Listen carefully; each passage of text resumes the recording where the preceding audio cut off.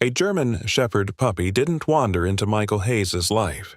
He was found inside a storm, locked in a rusted cage in an abandoned barn, shivering beside a bowl of frozen water, too weak to bark and too broken to hope. One photo and one desperate message were enough to pull a retired Navy SEAL out of his silent exile in the Blue Ridge Mountains. Michael drove into the ice, broke the lock, and carried the trembling pup home. He thought he was saving a dog. He had no idea that the little shepherd named Scout would soon give him back his voice, his courage, his neighbors, and the one thing war had taken from him most cruelly, the feeling of home. Stay until the end to witness how one abandoned puppy became the miracle that brought a broken soldier back to life. And if this story touches your heart, please subscribe for more inspiring stories of faith, loyalty, and second chances. Ice fell over Boone, North Carolina in hard silver needles, sealing the Blue Ridge roads beneath a glassy hush that made the whole town feel abandoned by time. Michael Hayes sat alone in his small second-floor apartment near the foot of the mountains, one hand wrapped around a mug of black coffee gone cold, the other resting on his knee as if waiting for an order that would never come. He was 34, tall and broad-shouldered, with the disciplined posture of a man whose body still remembered commands even after the war had ended. His dark brown hair was cut short out of habit, not vanity, and a faint shadow of beard roughened his square jaw. His eyes were pale blue, quiet but not peaceful, the kind of eyes that had seen too much fire and learned to hide the smoke. To the neighbors, he was polite, distant, almost ghost-like. To himself, he was a man who had come home with all his limbs and somehow left the better part of his soul behind. The apartment around him was clean but bare. One couch, one table, one old military duffel in the closet, and a framed photograph turned face down on the shelf because some faces were easier to remember when they were not looking back. Outside, the storm rattled the windows. Each sharp tap of ice against the glass made his chest tighten, not enough for anyone to see, but enough for him to feel the old desert rising inside him again. Then his phone buzzed. The screen lit up with a message from Grace Turner. Grace was 41, short and sturdy, with windburned cheeks, thick chestnut hair usually tucked under a knit cap, and green eyes that looked soft until cruelty toward animals appeared in front of her. She had worked animal rescue in Watauga County for nearly 15 years, and she drove mountain roads in weather that made younger men pray in parked cars. She spoke quickly, laughed loudly, and believed mercy was not a feeling but a job you put boots on for. Her message was only a few lines. German Shepherd pup, locked in an old cage, abandoned barn off Scout Ridge Trail. Ice is getting worse. He won't survive the night. Beneath it was a photograph. Michael stared at it without blinking. A small German Shepherd puppy no more than 12 weeks old crouched behind rusted wire. His coat was soaked and uneven, black and tan fur clumped with ice along his neck and thin shoulders. One ear stood up bravely while the other folded down, giving him a crooked innocence that made the sight harder to bear. His ribs pressed faintly beneath his wet fur, and beside him sat a metal water bowl, frozen solid. But it was the eyes that held Michael still. They were amber, wide and terribly quiet, not wild with panic, not pleading in the way people like to imagine animals pleaded. They looked empty, as if the puppy had already asked the world for help and learned the answer. Michael set the phone down, stood, then sat again. "No," he whispered to the room. He had promised himself he was done running toward pain, done answering midnight calls, done trying to save what the world had already broken. Yet the silence that followed was worse than the storm. It carried him back to a road outside Fallujah, to smoke, sand, and the weight of Petty Officer Daniel Reed in his arms. Daniel had been 29, lean and sharp-faced, with a crooked grin and a talent for making terrible coffee taste like a joke. He had died trying to say something Michael never heard because the explosion had swallowed the words. Since then, every unanswered cry felt like an accusation. Michael looked again at the puppy in the photograph, small, trapped, waiting behind metal. He grabbed his coat. The drive into the mountains was slow and mean. His old Ford shuddered over ice, headlights cutting through sleet that flashed white like sparks. The road narrowed past the last gas station, twisting between black pines bowed beneath frozen weight. Michael's gloved hands held the wheel too tightly. He told himself this was only a dog, only a rescue, only one small life in a world full of losing. But some part of him, the part war had not managed to kill, knew that one small life was sometimes the only holy thing left to answer. The barn stood half-collapsed beyond a broken fence, its roof sagging under ice, its wooden walls gray and split like old bones. Michael killed the engine and stepped into the storm. The cold struck his face hard. He circled the barn, boots cracking through frozen crust until he heard it, a thin, broken whimper behind a fallen wall. He pulled boards aside, scraping his knuckles raw, and found the cage. The puppy lay inside, trembling so violently the chain links quivered with him. Around his neck, beneath the wet fur, Michael saw the faint marks of an old rope. His jaw tightened. "Easy, little man," he said, voice low and steady. "I'm not here to hurt you." The padlock was rusted but stubborn. Michael took a tire iron from his truck and struck once, twice, 3 times until the lock snapped and fell into the snow. The gate groaned open. The puppy did not run. He only stared, as if freedom were another trick humans played. Michael crouched and offered one bare hand, ignoring the cold biting into his fingers. After a long moment, the puppy inched forward and touched his nose to Michael's palm. That tiny warmth nearly broke him. He wrapped the dog inside his coat and carried him to the truck, feeling a fast, fragile heartbeat against his chest. On the drive back, the storm blurred the world into white. The puppy lay curled on the passenger seat, still shaking but alive.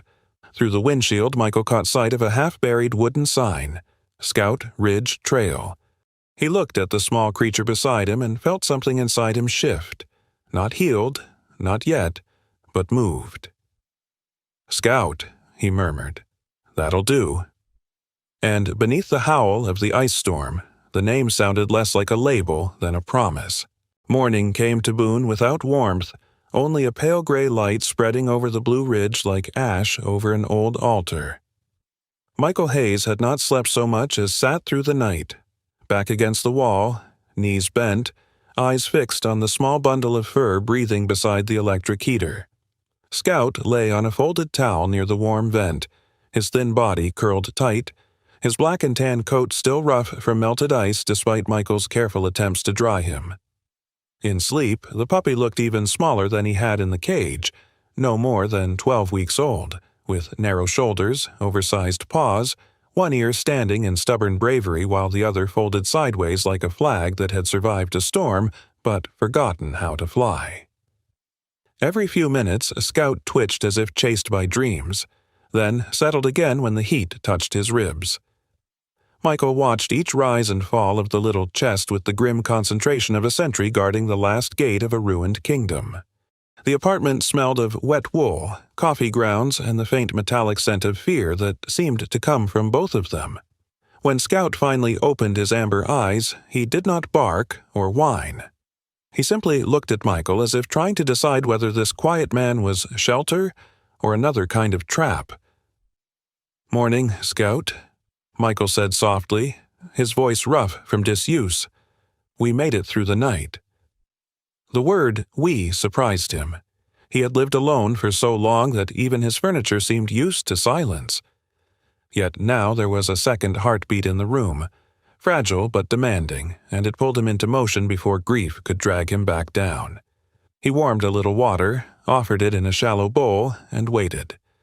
Scout sniffed, hesitated, then drank in tiny laps, stopping often to glance at Michael. The trust was not there yet, not fully, but something had shifted. The puppy was no longer frozen behind wire. He was alive on a towel in a room with heat, and sometimes that was how miracles began, not with trumpets, but with a thirsty animal choosing to drink.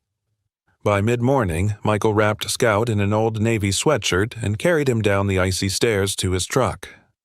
The storm had passed, leaving Boone glazed in white. Tree branches bowed beneath shells of ice, and the mountains stood in the distance like sleeping giants under blankets of cloud. Scout trembled when the truck engine started, so Michael kept one hand near him but did not force contact. "Easy," he murmured. "No cages today." The veterinary clinic sat at the edge of the town, just before the road began climbing toward the ridge. It was a small, cedar-sided building with a green metal roof and a wooden sign shaped like a paw print that read, "Blue Ridge Animal Care." Yellow light glowed through the windows, warm enough to make the frozen parking lot look less cruel. Inside, the air changed at once. It smelled of antiseptic, old coffee, clean blankets, and the faint wild musk of frightened animals waiting to be helped. Behind the front counter stood Dr. Emily Walker, and Michael knew immediately that she was the kind of woman who had learned how to be gentle without ever being weak. Emily was 38, tall and lean, with fair skin lightly freckled across the bridge of her nose, honey blonde hair pulled into a loose braid, and hazel eyes that held a steady calm no emergency seemed able to steal. She wore a dark green sweater beneath her white coat, sleeves pushed to her elbows, and there was a small scar near her left thumb, the pale mark of some older rescue that had fought before it understood kindness.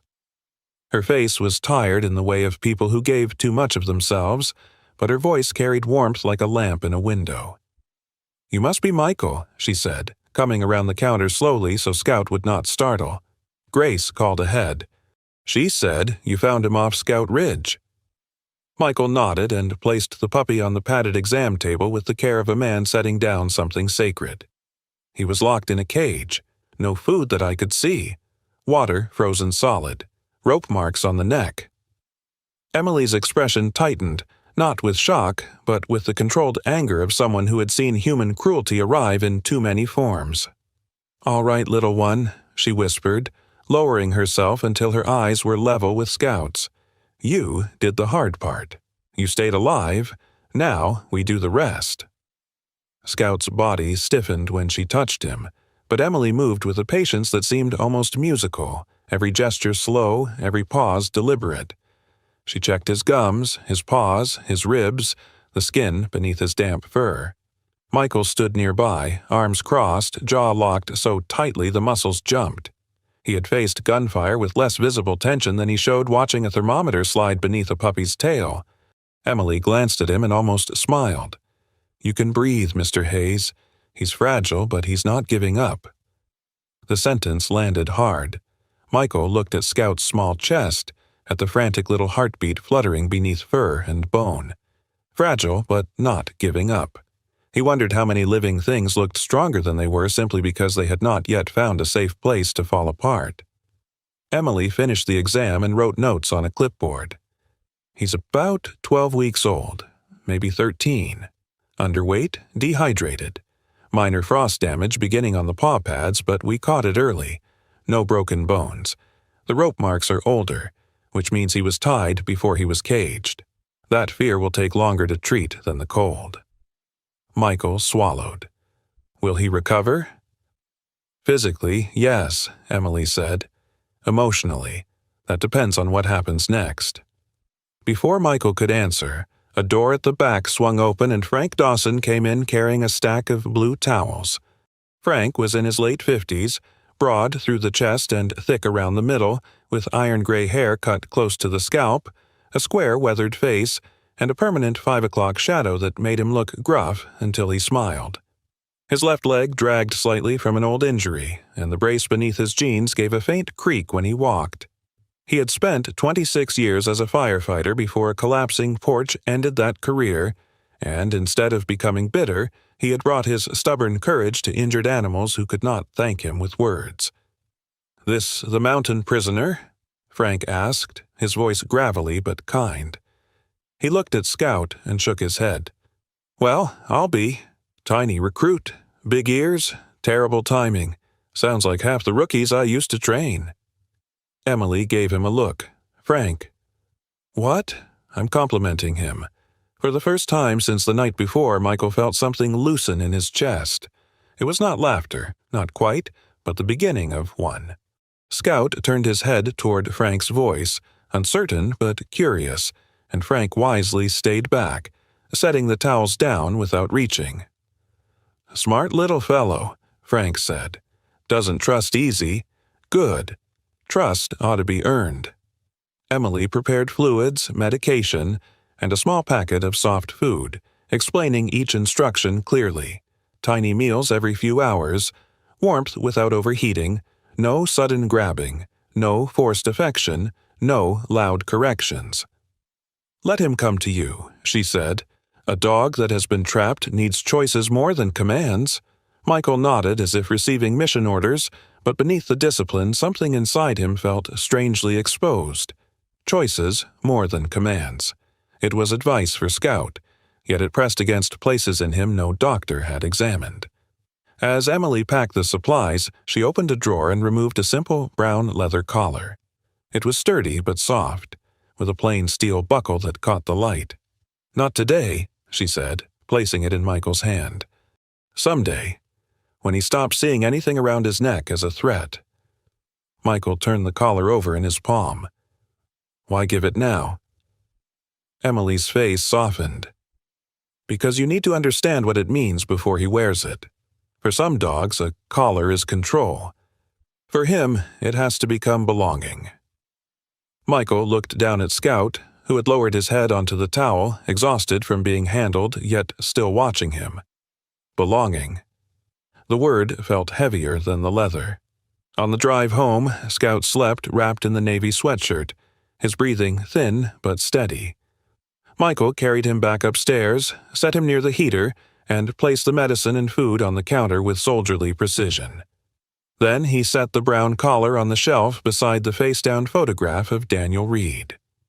For a moment, the past and the present stood side by side in silence, a dead friend he could not yet face, and a living creature he had somehow been trusted to protect.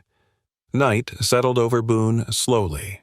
Scout lay near the warmth, paws twitching, his little heartbeat still fighting beneath the fur. Michael sat on the floor beside him, close enough to guard, far enough not to crowd. The room was still bare. The storm had not magically cured anything. Daniel was still gone. Michael's ghosts still waited in the corners, but the silence had changed. It now carried the soft sound of a puppy breathing, and for the first time in longer than he could remember, Michael did not feel as if he were hiding in the apartment. He felt as if he had brought someone home. The days after the clinic visit passed slowly, like snow loosening its grip from the eaves one drop at a time. Michael Hayes discovered that saving Scout from the cage had been the simple part, the thunderous part, the part a soldier's body understood.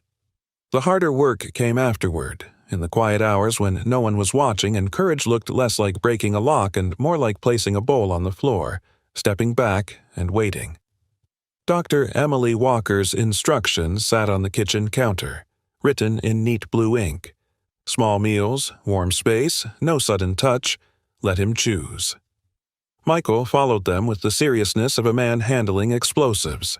He boiled chicken until the apartment smelled faintly of broth, tore it into tiny pieces, softened it with rice, and set it in a shallow dish near the heater. Scout watched from the towel, his amber eyes following every movement. The German shepherd puppy still looked painfully thin, his black and tan fur uneven along his ribs, his paws too large for his fragile legs. One ear had begun to stand more often, while the other still folded sideways whenever fear returned, as if even his body could not agree whether to be brave or small. Michael placed the dish down, then retreated to the far side of the room and sat on the floor with his hands visible. "Your call, little man," he murmured. Scout sniffed the air. Hunger pulled him forward, fear pulled him back, and for a long moment he stood between the two like a traveler at a fork in a haunted road. At last he took one trembling step, then another. He ate 3 bites, stopped to look at Michael, ate 2 more, then backed away as if embarrassed by his own need. Michael did not praise too loudly. He only nodded. "Good work." That became the rhythm of their first week together. Tiny meals, long silences, careful distance, small victories no one else would have noticed. Michael began writing them down in the old field notebook he had once carried overseas. Its leather cover was cracked, its corners bent from sand, rain, and years of being shoved into military pockets. Before, it had held coordinates, supply notes, radio frequencies, and the cold arithmetic of survival. Now the pages filled with quieter reports. Day 3, drank without shaking. Day 4, ate from the dish while I stayed in the room. Day 5, flinched when truck passed, recovered faster. Day 6 looked at my hand but did not move away. The notes felt foolish at first, almost comically small for a former Navy SEAL who had once planned night raids with men whose lives depended on seconds. Yet each line warmed something in him. He was not commanding Scout. He was witnessing him. That difference unsettled Michael more than he expected. He had spent years believing strength meant control. Control the room, control the breath, control the fear before fear controlled you. Scout knew nothing of that doctrine. Scout healed only when allowed to choose. The lesson was humiliatingly gentle, and Michael, who had survived bullets and blast waves, found himself undone by the patience required to let a puppy come closer on his own. On the 7th morning, while Michael was wiping broth from the floor because Scout had sneezed directly into his food with the drama of a tiny, furry king offended by steam, there came a firm knock at the door. Scout bolted under the coffee table. Michael's spine stiffened before his mind caught up. He crossed the room and opened the door to Nancy Reed, the building manager. Nancy was 57, broad-hipped and strong-armed, with gray hair twisted into a tight knot at the back of her head and brown eyes sharp enough to spot a leaking pipe through 3 walls. She wore a red flannel shirt under a quilted vest, heavy work boots, and the practical expression of a woman who had spent 30 years fixing what other people neglected. Her voice was brisk, but not unkind. She had the manner of someone who insulted broken furnaces more than she insulted people. "Morning, Michael, checking the heat. Half the building's complaining the radiators sound like dying geese." She stepped inside, clipboard in hand, then stopped when she saw 2 amber eyes peering from under the table. Her face softened so quickly it was almost funny. "Well now, you didn't mention you had a guest." Michael glanced back. "Rescue? He's not ready for strangers." "Then I won't be strange," Nancy said, and with surprising grace for a woman who looked built to wrestle snowplows, she crouched without reaching. "Hello there, handsome. I'm Nancy. I fix pipes, scold tenants, and mind my own business badly." Scout did not come out, but he stopped pressing himself flat to the floor. Nancy noticed the half-standing ear and smiled. "My brother trained shepherds for the state police down in Raleigh. Best dogs in the world if you don't mind being outsmarted by something that eats socks. Stubborn as old church trustees, but loyal as sunrise once they decide you're theirs." Michael let out a faint breath that might have been a laugh. Nancy checked the heater, tightened a valve, and gave him simple advice before leaving. "Don't rush him. Dogs remember kindness faster than people do. People make speeches. Dogs keep score." The words stayed in the apartment after she left, hanging in the warm air like a blessing disguised as common sense. That afternoon, Scout came out from under the table and sniffed the place where Nancy had knelt. By the next day, another knock came, softer this time, followed by the smell of butter and cinnamon. Michael opened the door to Eleanor Whitaker from downstairs.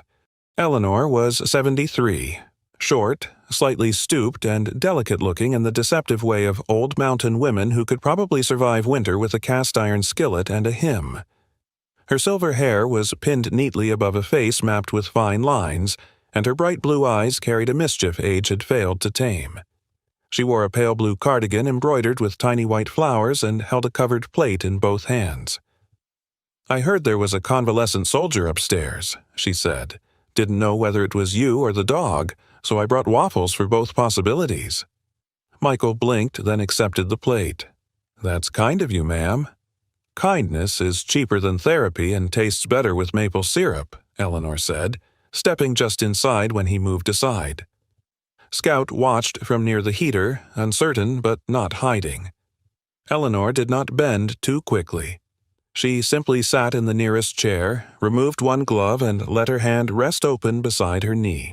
"My husband had a shepherd after Korea," she said quietly. "Dog knew when nightmares were coming before Harold did. Used to climb right onto his chest like a sandbag with opinions." Michael looked at her, surprised by the sudden ache behind her humor. Eleanor's smile gentled. "Animals hear storms inside us, Mr. Hayes. That's why God made them without gossip." Scout took one step toward her, then another. He sniffed her wool glove, her fingers, the edge of her sleeve. Then, very carefully, he touched his tongue once to her knuckle. Eleanor's eyes filled. She laughed anyway, because some people refused to let tears have the whole room. "Well, there it is. I've been knighted." Michael felt his throat tighten. Scout retreated after that, but not all the way. He lay beside the heater with his head up, watching Eleanor as if trying to understand why this stranger smelled of sugar, lavender soap, and sadness made gentle. After she left, Michael wrote in his notebook, "Day 8. Approached Eleanor. Licked hand, did not panic." Then, after a long pause, he added, "I spoke to someone without wanting to leave the room."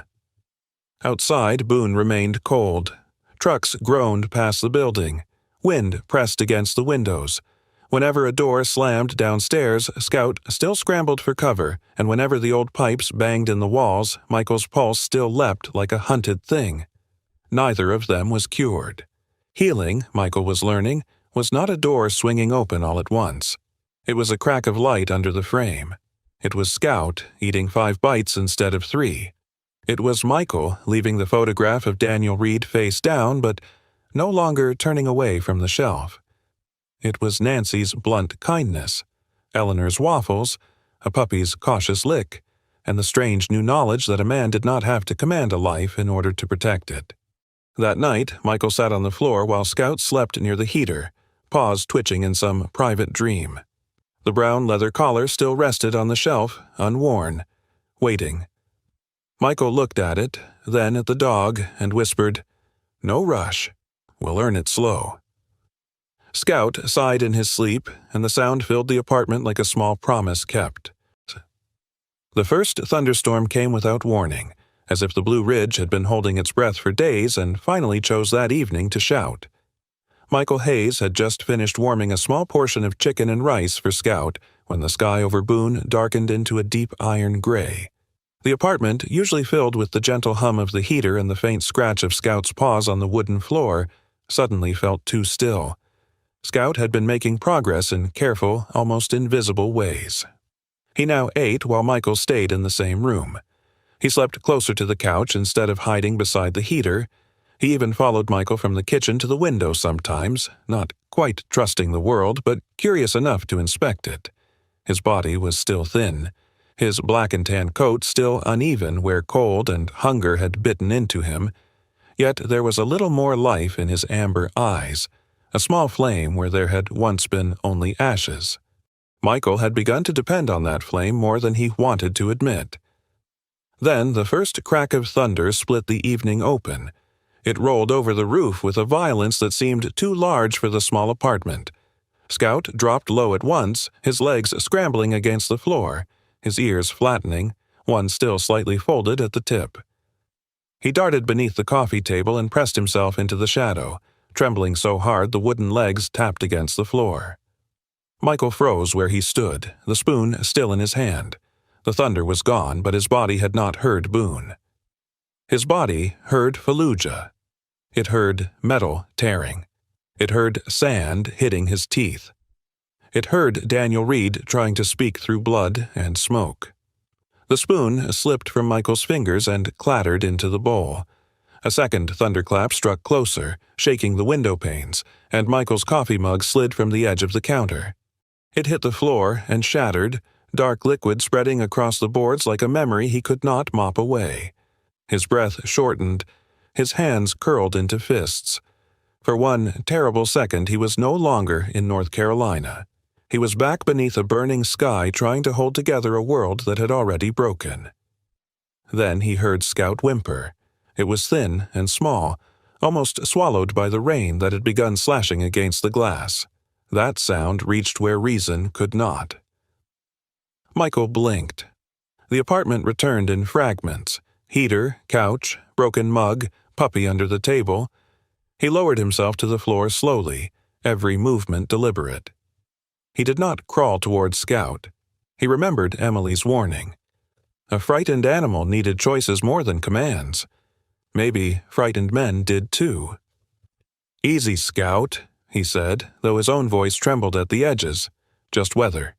Loud weather, that's all." Scout's eyes shone from the dark beneath the table, wide and wet, fixed on Michael as if asking whether the sky had come to finish what humans had started. Michael sat cross-legged several feet away, palms open on his knees. He forced himself to breathe the way he had taught younger men to breathe under fire. In through the nose, hold, out through the mouth, slow enough for the body to remember it was alive. Another rumble moved over the mountains. Scout flinched, but Michael stayed still. "We don't run," he whispered. "Not tonight." Rain hammered the roof, and the old pipes groaned in the wall as if the building itself were afraid. Michael kept breathing. After a while, Scout's trembling changed. It did not stop, but it lost some of its wildness. The puppy stretched his neck forward, sniffed once, then pulled back. Michael looked away slightly, giving him permission not to be watched. Time passed in the strange, holy slowness that only fear can create. At last, Scout crawled out one paw's length, then another. His belly nearly touched the floor. His nose twitched. He reached Michael's boot, sniffed the leather, then moved toward his bare wrist, exposed where his sleeve had ridden up. There, pale against his skin, ran the old shrapnel scar, a crooked line from a war no one in Boone could see. Scout touched it with his nose. Warm, careful, almost solemn. Michael's breath caught. The puppy lingered there as if he had found the hidden wound by scent alone. A broken laugh escaped Michael, soft and unsteady. "You got good aim, little man." Scout did not understand the words, but he understood the tone. He lay down beside Michael's knee, not touching fully, but close enough that their breathing slowly began to fall into the same rhythm. For the first time, Michael did not fight the memory by pushing it away. He sat with it. He sat with Daniel's face, with the thunder, with the living animal at his side. Fear did not vanish like a villain slain in a fairy tale. It simply found a smaller throne. When the storm softened into rain, Michael rose and cleaned the broken mug. Scout watched him from beside the table but did not hide again. "That was my favorite mug," Michael said quietly, holding two cracked pieces together. "Don't look at me like that. It had character." Scout blinked, and for some reason Michael smiled. The next morning arrived washed clean. The clouds had thinned, and a cold silver light rested over Boone. Michael decided Scout needed to see that the world still existed after thunder. He clipped a temporary cloth lead to a soft harness Emily had sent home from the clinic and drove to a small lake near the edge of town, where bare trees leaned over the water and the Blue Ridge rose blue and patient in the distance. The air smelled of wet pine, mud, and the sharp green promise of spring hidden beneath winter's last breath. Scout stepped from the truck cautiously, nose low, paws uncertain on the damp gravel.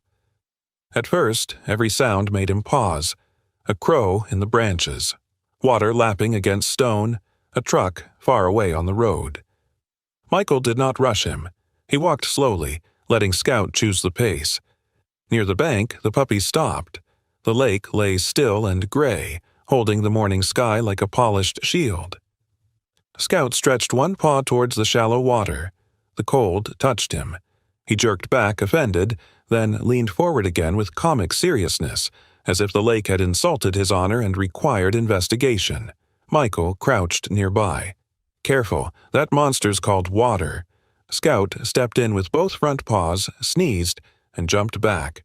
Then, suddenly, from his narrow chest came one short bark. It was not loud, it was not graceful, it cracked in the middle like a boy's voice changing. but it was unmistakably a bark. Michael stared, then laughed, the sound surprising him so much it almost hurt.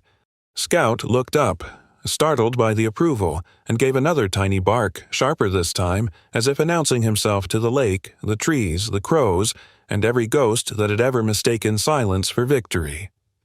"There it is," Michael said, his eyes stinging in the cold. "That's your voice, Scout." After the walk, Michael stopped at an old mountain shop on King Street, a narrow place crowded with hand-carved crosses, postcards, fishing lures, and little brass trinkets. Behind the counter sat Arthur Bell, a thin man in his late 60s with snow-white hair, a neatly trimmed mustache, and round spectacles that made his gray eyes seem both amused and ancient. Arthur moved slowly because of arthritis in his hands, but he had the patient dignity of a man who had spent a lifetime repairing clocks and listening to strangers pretend they were only browsing. When Michael picked up a small brass compass charm, Arthur nodded. "For a traveler?" Michael looked down at Scout, who sat carefully by his boot, still damp around the paws. "For someone learning where home is." Arthur's expression softened, and he wrapped the charm in brown paper without another question. Back at the apartment, Michael fastened the tiny compass to the brown leather collar Emily had given him, then laid it on the table where Scout could see it. He did not put it around the puppy's neck. Not yet. Scout sniffed it once, then settled near the heater, tired from the lake and the great labor of discovering his own voice. That evening, the apartment was quiet again, but not empty. It held rain drying on the windows, the faint smell of pine from Scout's paws, the leather collar waiting on the table, and now and then, when Scout dreamed, one small, clumsy bark rising from sleep like a proud little flag. By the week after the thunderstorm, Boone had begun to thaw in small, stubborn ways, with water dripping from gutters, crows arguing in the bare trees, and Scout walking a little taller beside Michael Hayes. The puppy was still thin, still cautious, still quick to glance at every slammed door or passing truck, but something had changed since the morning at the lake. His first bark had not been a miracle loud enough to shake the mountains, yet inside Michael's quiet apartment, it had sounded like a bell rung in a forgotten chapel. Scout had found his voice, and Michael, though he would never have admitted it aloud, had started listening for it. He listened when Scout gave a tiny huff at the kettle, when he sneezed at his own reflection in the dark window, when he made a strange little grumble at the brown leather collar lying on the table with the brass compass charm attached. "You got opinions now?" Michael asked one morning while stirring soft food into a bowl. Scout sat on the rug, one ear high, one ear still folding at the tip like a stubborn question mark, and answered with a short, round woof. Michael stopped, spoon in hand. Was that a complaint about breakfast? Scout blinked solemnly, as if he were a judge in fur. For the first time in months, Michael laughed before he could stop himself. The sound startled both of them. Scout tilted his head, then wagged his tail once, uncertain but pleased, as if laughter too might be a language worth learning. The rumor began 2 days later with Eleanor Whitaker. Eleanor, the 73-year-old widow from downstairs with silver hair pinned like moonlight and blue eyes full of mischief, had come up carrying a plate of cinnamon biscuits wrapped in a yellow towel. She claimed she had baked too many, though Michael suspected Eleanor measured too many by whether she could feed half the building and still have leftovers for divine emergencies. When she stepped into the hallway, Scout peeked out from behind Michael's leg. Eleanor bent slightly, hands on her knees, and said, "Good morning, Mr. Scout. Have you been taking care of our gloomy soldier?" Scout sniffed, lifted his narrow muzzle, and gave a neat little woof. Eleanor froze with theatrical shock. "Well, bless my bones," she said. He said, "Hello." Michael shook his head. "He barked, ma'am." "And some people speak all day without saying anything half as useful." She winked at Scout. "Don't listen to him, sweetheart. I understood you perfectly." By noon, the story had grown legs and sprinted down the stairwell. By supper, according to Nancy Reed, the building manager, Scout was not merely barking. He was greeting elderly women, answering questions, and possibly giving weather predictions.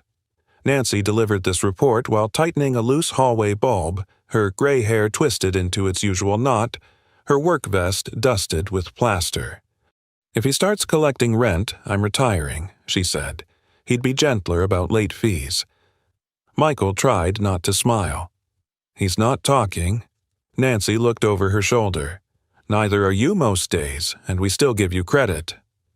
The next afternoon a knock came at the apartment door, light and excited, followed by whispering that was absolutely not whispering. Scout lifted his head from the rug. Michael opened the door to find 3 children standing in the hallway as if they had arrived at the mouth of a cave where a dragon was rumored to live. The oldest was Tommy Rivera, 10 years old, narrow-shouldered but restless as a spark, with warm brown skin, freckles across his nose, black hair sticking out from under a crooked red-knit cap, and dark eyes bright with the dangerous confidence of a boy who had never met a mystery he didn't intend to poke. Behind him stood his younger sister, Lucia, 8, small and round-cheeked, with 2 glossy black braids tied in purple ribbons and a serious expression that made her look like a tiny school principal. The smallest child was Megan Brooks from the first floor, 6 years old, pale-skinned and shy, with strawberry blonde curls escaping from a pink hat too large for her head and blue mittens shaped like kittens. Tommy held a notebook as if he were a reporter. "Mr. Hayes," he said, breathless. "Mrs. Whitaker said your dog talks." Michael looked down at Scout, who had moved halfway behind his boot but had not fled. "Mrs. Whitaker says many things." Lucia leaned around Tommy. "Does he say real words?" "No." Megan's lower lip trembled with disappointment. Michael, who had once faced enemy fire with a calm pulse, found himself helpless before a 6-year-old's almost tears. "But," he added, "he does answer politely sometimes." That was enough. The children straightened with awe. Michael crouched beside Scout, keeping one hand near the dog but not touching him. "Your call, buddy. No pressure." Scout looked at the children, then at Michael, then back at the children. Megan stepped forward first because shy children sometimes carry the bravest hearts. She extended one pink mitten, palm up. "Hello, Scout," she whispered. Scout stretched his neck, sniffed the mitten, and gave one soft woof, so perfectly timed and so delicately round that the hallway exploded into delighted gasps.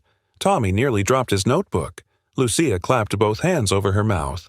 Megan stared as if she had just received a blessing from a small, furry saint. "He did it," she breathed. "He talked." Michael opened his mouth to correct her, then saw Scout's tail wagging, low but real, and closed it again. Tommy flipped open his notebook. "Ask him something else." "He's a dog, not a senator," Michael said. "So he might answer better." Nancy called from the stairs where she had clearly been listening. Eleanor's door cracked open below and her silver head appeared like a mischievous moon. "Ask if Michael should eat more vegetables." "Absolutely not," Michael said. Scout barked once. The hallway erupted. Even Michael laughed then, one hand covering his face as if dignity were a hat the wind had stolen. From that day on, Scout became the talking dog of the building. Not truly, of course, but truth is a funny creature. Sometimes it wears boots, and sometimes it wears paws. The children began greeting him in the hall, always softly, because Michael had made that rule firm. No yelling, no grabbing, no crowding.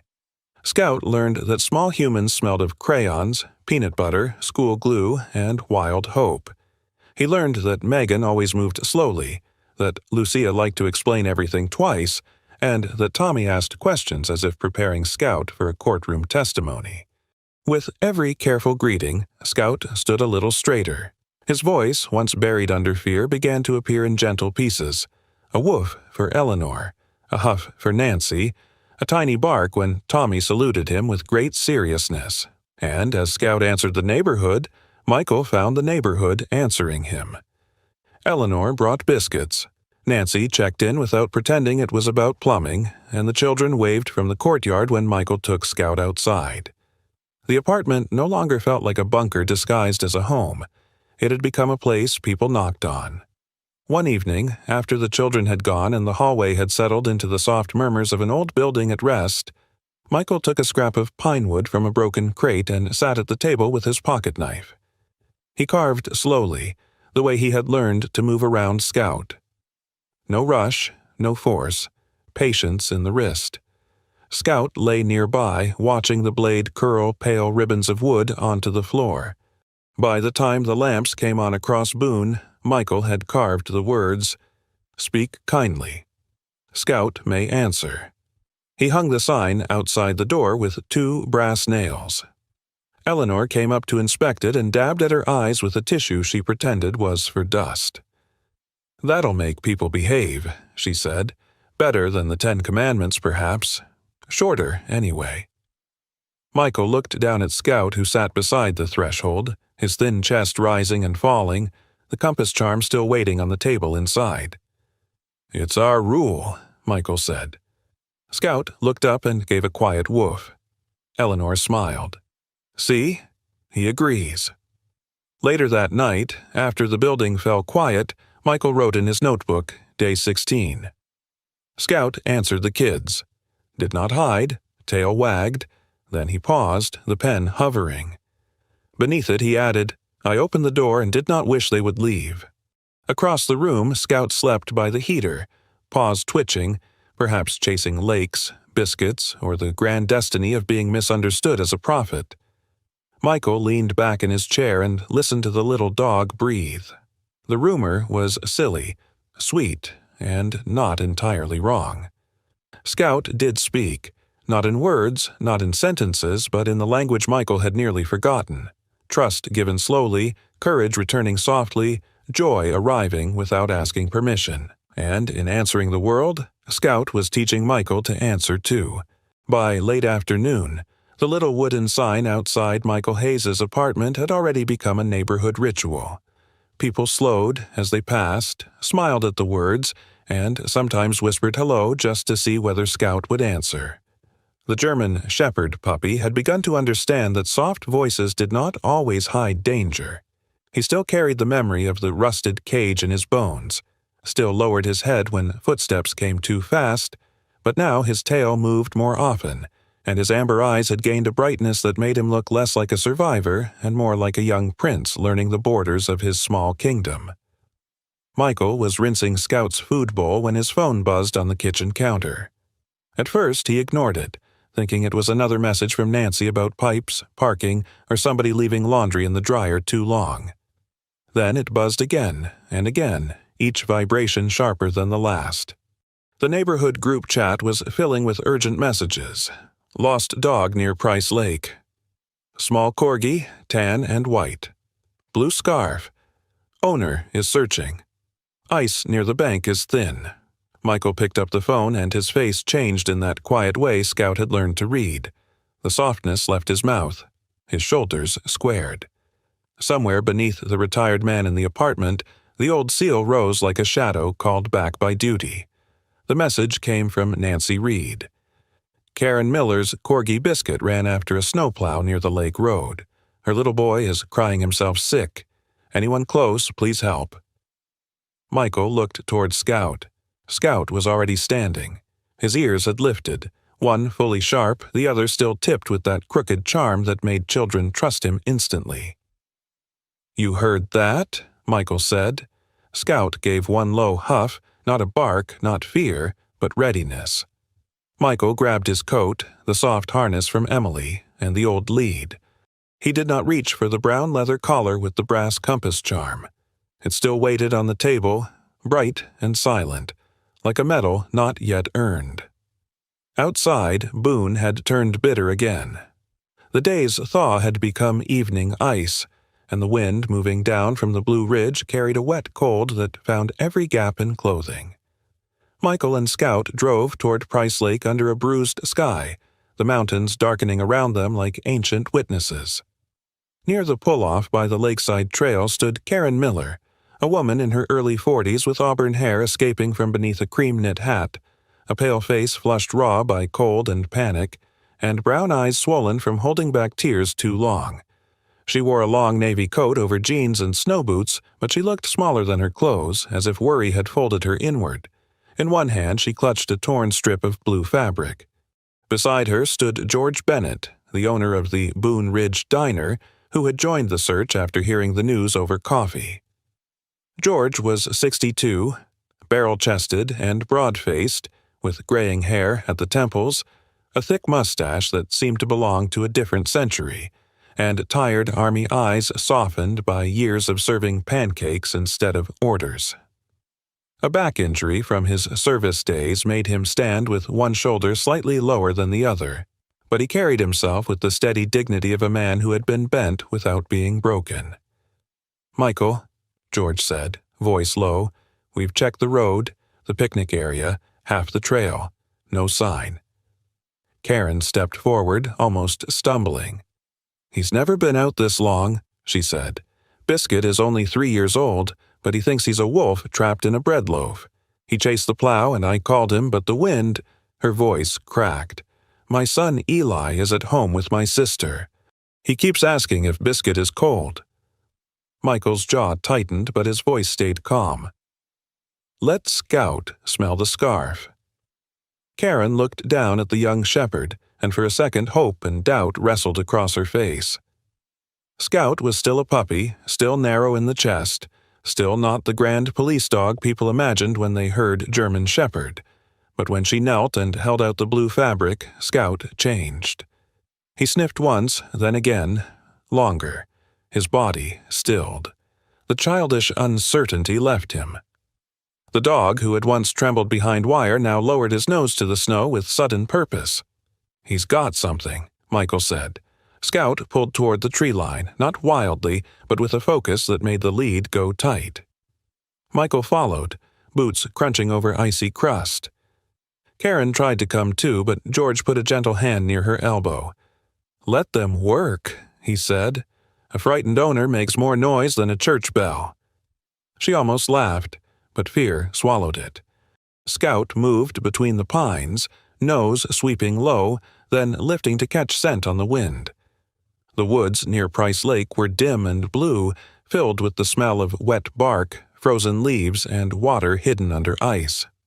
Once, a branch snapped under Michael's boot, and Scout flinched, but he did not stop. Michael noticed. Pride warmed him even through the cold. "Good boy," he whispered. "Stay with it." They crossed a narrow trail and descended toward the lake bank where the snow had drifted against a broken rail fence. The water beyond lay dark beneath a skin of thin ice, beautiful and treacherous as glass in moonlight. Then Scout froze. His ears rose.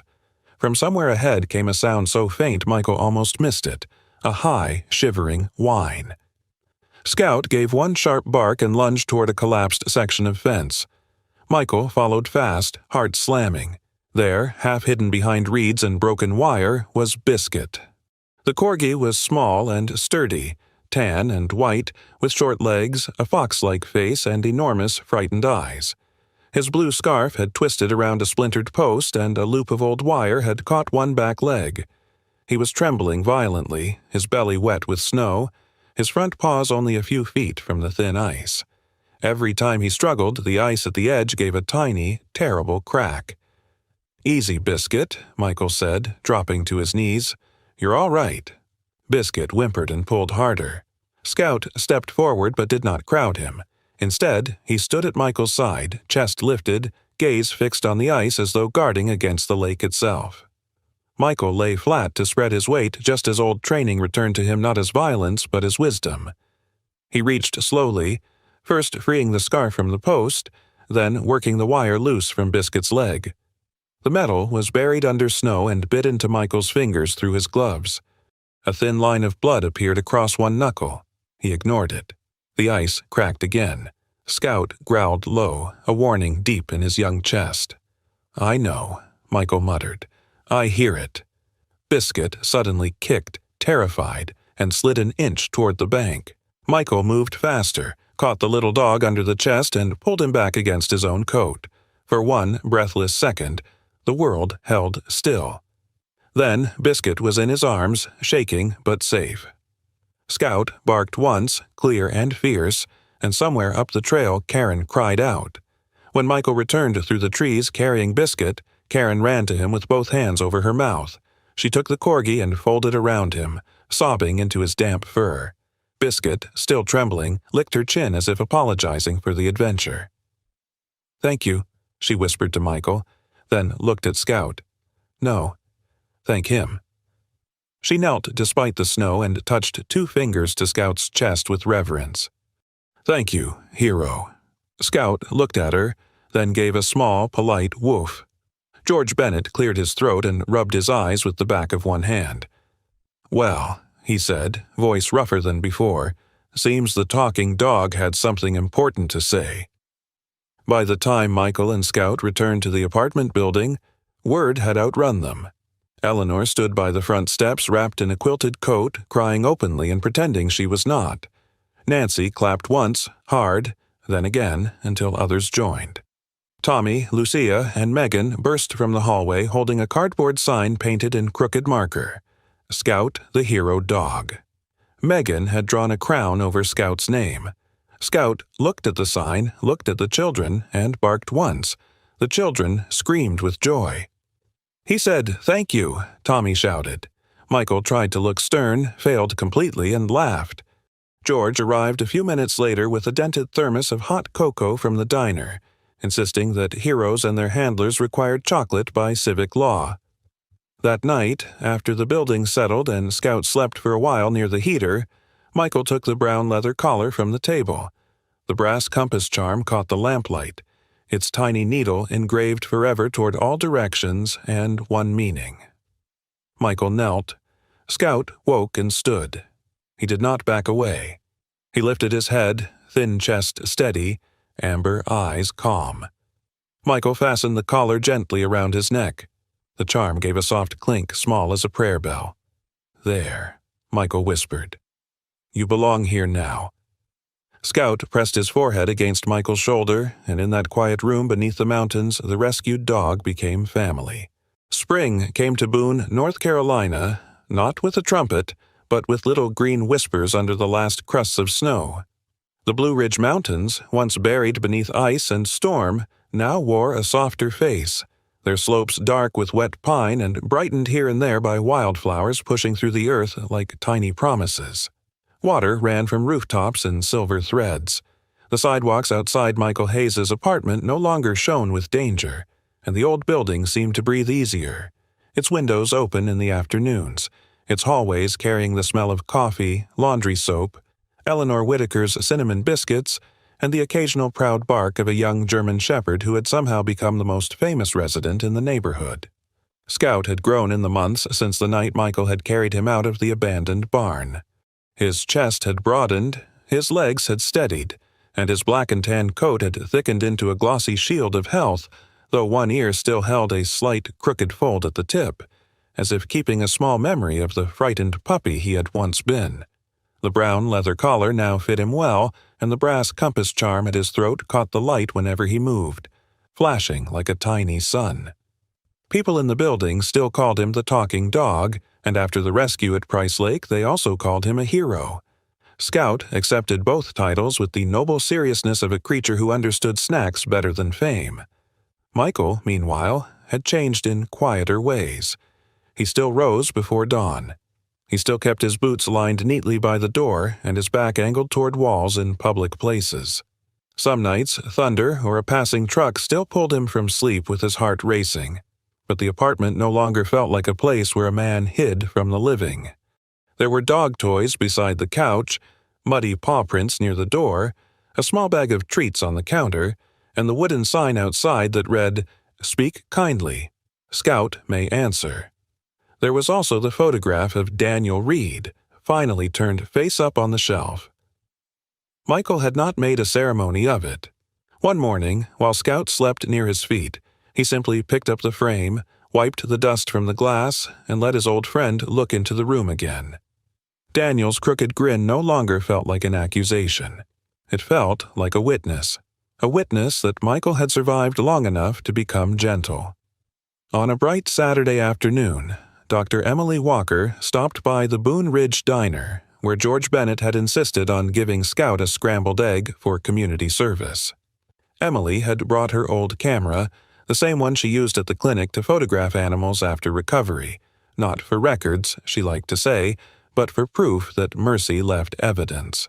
She was still tall and calm, her honey blonde hair braided loosely over one shoulder, her hazel eyes softened by the sight of Scout lying beneath the diner table with his head resting on Michael's faded military gloves.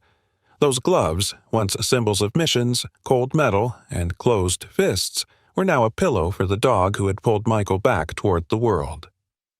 Emily lifted the camera. "Don't move," she whispered.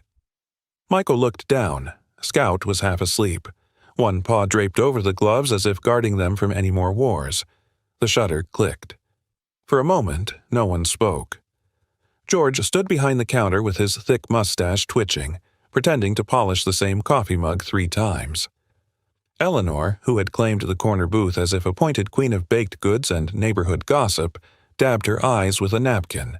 Nancy Reed muttered that dust must be terrible in the diner, though everyone knew she was blinking too hard. Emily lowered the camera and smiled. "That's the whole story, isn't it?"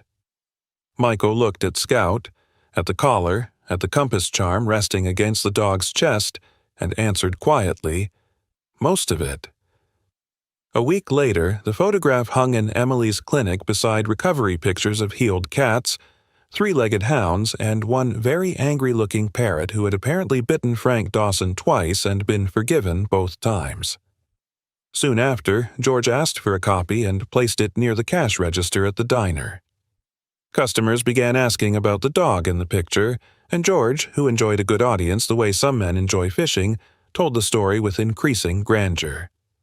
In his version, Scout had tracked Biscuit through a blizzard, wrestled a frozen lake, and barked in fluent English. Michael corrected him exactly once. George replied, "Never let facts bully a good moral," and Michael gave up. What mattered was not the legend, but the warmth it carried. People left treats at the clinic. Children drew pictures of Scout wearing a crown. Karen Miller brought Biscuit by one afternoon, the little corgi now healthy, clean, and wearing a blue scarf that made him look like a retired mayor. Biscuit greeted Scout with enthusiastic chaos, circling him twice before sneezing in his face. Scout stood still, patient and dignified, then gave one polite woof, which Tommy Rivera immediately translated as, "You're welcome, tiny bread wolf." Life, Michael realized, had not become perfect. It had become full. That evening, after the town had quieted and the last gold of sunset slipped behind the ridges, Michael stepped onto the small porch outside his apartment. The air smelled of damp soil, pine sap, and the faint sweetness of spring flowers opening somewhere in the dark. Boone shimmered below in scattered lights, each window a small human star. Scout followed him out and sat at his side without being called. The dog's body was warm against Michael's leg, solid and alive. Michael rested one hand on Scout's neck, feeling the steady pulse beneath fur and leather. He remembered the first night, the ice storm, the cage, the frozen bowl, the heartbeat fluttering under his coat like a candle almost gone out. Now that same heartbeat was strong, calm, almost royal in its rhythm. "You know," Michael said softly, "I thought I was bringing you home." Scout looked up at him, amber eyes reflecting the porch light. Michael smiled. "Turns out you were bringing me." Downstairs, Eleanor's lamp flicked on. Somewhere inside the building, the Rivera children laughed, and Megan Brooks's small voice carried faintly through an open window, asking if Scout was outside. Michael looked toward the sky. Stars had appeared over the Blue Ridge, clear and watchful, scattered like salt across black velvet. For a man who had once believed heaven had grown silent, the night seemed suddenly crowded with listening. He tightened the collar gently with 2 fingers, making sure it sat comfortably against Scout's thick fur. The brass compass charm gave a soft click. "Ready, Sergeant Scout?" he whispered. Scout lifted his head toward the stars and barked 3 times. The sound rang down the quiet street, bright and clean, Not fearful, not warning, not lonely. 3 barks for the night, 3 barks for the town, 3 barks for every closed door that had opened, every gentle hand that had waited, every broken heart that had learned to beat beside another. Eleanor opened her window below and laughed. "I heard you, Mr. Scout," Tommy shouted from somewhere inside. "He's talking again." Michael laughed too, low and real, a sound no longer strange in his own mouth. He looked down at Scout, and in that moment he understood that miracles did not always arrive dressed in thunder and fire. Sometimes they came as a message on a stormy night, a rusted lock broken open, a puppy's nose pressed to an old scar, a neighborhood willing to believe that even a bark could carry gratitude. The winter inside him had not disappeared all at once. It had melted the way mountain snow melts, drop by drop, day by day, under a patient sun. And there beneath the stars, with Scout leaning against his leg and the whole town breathing around them, Michael Hayes finally felt what he had not felt in years. Not victory, not escape, home. In the end, perhaps the miracle was not only that a broken man rescued a frightened dog from a rusted cage, or that a once silent puppy found the courage to bark beneath the stars. Perhaps the real miracle was quieter than that. Maybe God still walks through our ordinary days in small disguises, in a knock at the door, in a trembling animal needing help, in a neighbor's kindness, in a scar touched gently by love, in a heartbeat that reminds us we are not alone. Life can leave us wounded in ways no one sees, but grace has a way of finding the hidden places. Sometimes it comes through family, sometimes through strangers, and sometimes through a loyal creature with 4 paws, bright eyes, and a love pure enough to melt the longest winter in the human heart. So, if this story touched you, please share it with someone who needs a little hope today. Leave a comment and tell us about the animal, person, or miracle that helped you through a hard season. And if you believe stories like this still matter, subscribe to the channel so we can continue bringing you tales of love, faith, courage, and healing. May God bless you, your family, your home, and every gentle soul who has ever loved an animal and been loved back even more.